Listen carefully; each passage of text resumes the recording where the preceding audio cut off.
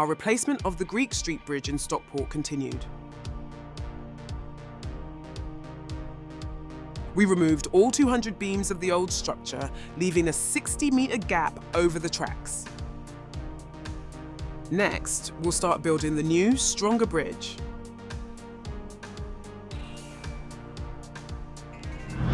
Huge steel beams arrive for a bridge replacement over the M6 in Penrith in Cumbria. The Clifton Bridge is 60 years old and carries the West Coast Main Line. Weight restrictions on the current structure mean it can only carry one train at a time.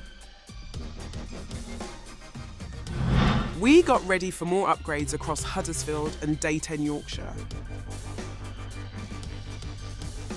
From the 30th of August, we'll remodel tracks, upgrade signals, and strengthen Huddersfield Viaduct.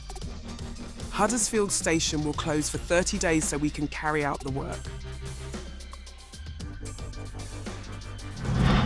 We began the first of 2 weekends of essential upgrades in Glasgow's south side. It involves replacing sections of track on both sides of Pollokshields West Station.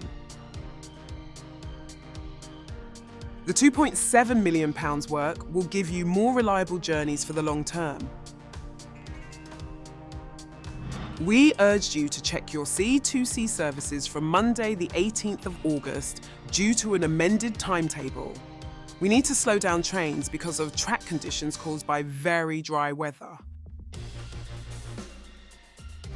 Please check your journeys with South Essex train operator, C2C or National Rail.